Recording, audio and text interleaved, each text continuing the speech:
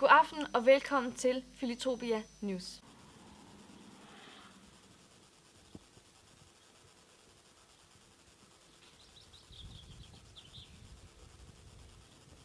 Vi er taget til Filatopia for at se, hvordan det er. Det er første dag i minisamfund, og nu vil vi gå derind.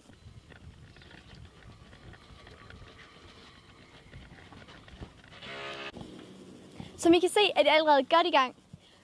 Her allerede udenfor, der er de i gang, pedellerne og nogle fra forskellige byggefirmaer i gang med at bygge det nye sted her om bag salen.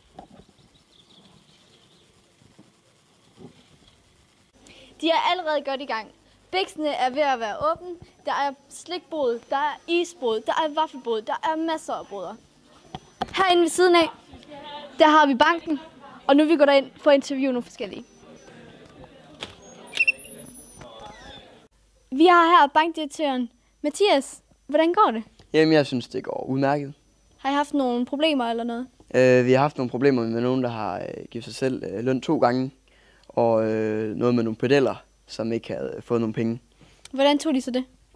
Ja, de klagede lidt, men nu er det hele løst, så det endte godt. Så alt er godt nu? Yep. Efter den forrige lange, pressede dag ser det ud til, at det hele er ved at falde på plads. Og det kører i et meget roligere tempo. Det kan man høre på skatteministeren Andreas Skovsbo. Vi er taget hen i banken for at besøge skatteministeren Skovsbo. Hvordan er det at være skatteminister? Jeg kan godt lide jobbet. Det er rigtig spændende.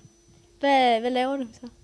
Altså, jeg betaler bøder, og jeg er pengemaskinen inde i banken. Altså, egentlig for hele minisamfundet.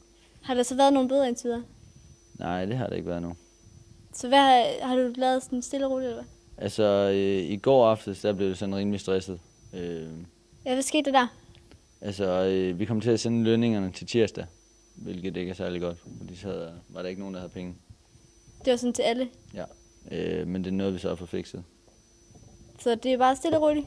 Altså jeg har arbejdet lidt her om morgenen, men jeg er egentlig sådan, det er stille og roligt lige nu.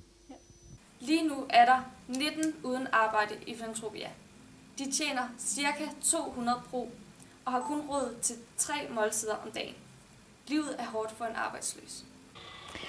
Nu går vi ind i haven for at finde de arbejdsløse og spørge, hvordan de har det. Jeg står her med en arbejdsløs.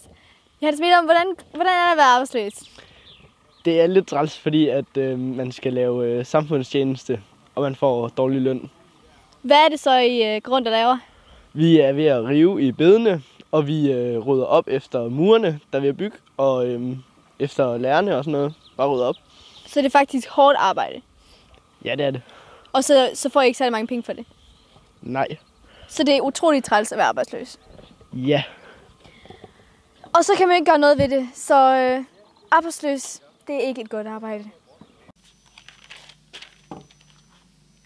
Ja, arbejdsløse er der nok af. Men så er der også dem, der har styr på økonomien og kan nyde at arbejde. Prøv lige at se med her, når vi snakker med Daniel Mølhave. Vi er taget ind til regeringsministeriet for at høre lidt, hvordan statsministeren har det.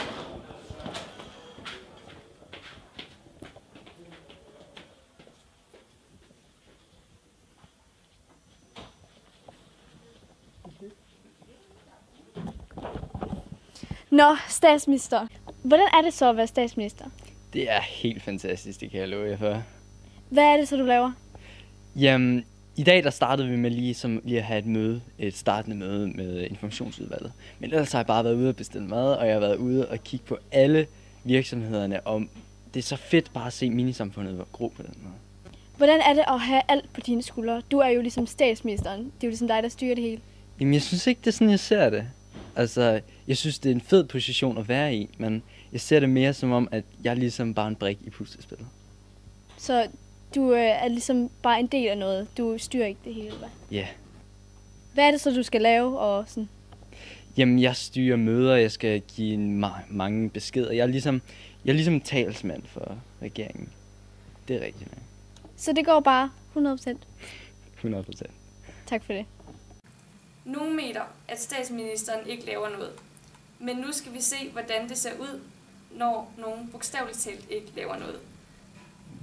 Man skulle tro, at det hele var meget nemt, men sådan ser det ikke helt ud. Jeg har fået fat i Frøstrup's normale køkkenchef, som nu er blevet køkkenkonsulent. Ja, hvad synes du om det? Det er faktisk ret hårdt. Hvad er det så, I går og laver? Jamen, vi skal jo ikke lave noget. Du kan se, jeg står her med hænderne i lommen. Så det hårde, det er ikke at lave noget? Ja, det er det faktisk. Og så skal jeg jo sådan gå og supervisere lidt derude og give dem gode råd. Sådan. Så du synes faktisk, det er hårdt ikke at lave noget? Fordi du har så trængt til at komme i derind, eller hvad? Jeg har simpelthen bare sådan behov for at være med og være i det og ligesom give det mit touch. Men det er ikke i den her uge. Så det er hårdt? Det er simpelthen faktisk hårdt at komme på arbejde. Ikke vide, hvad man skal lave. Ja, det kan jeg godt se. Men de er faktisk skide dygtige. Det er så en god ting. Ja. God så mad. der er chance for at få noget mad i den her uge. Dejligt. Og nu står Lasse Ølgaard klar med vejrudsigten. I aften tror jeg, det er 10 grader udsigt for regn. Så dem har jeg ikke lige helt brug for.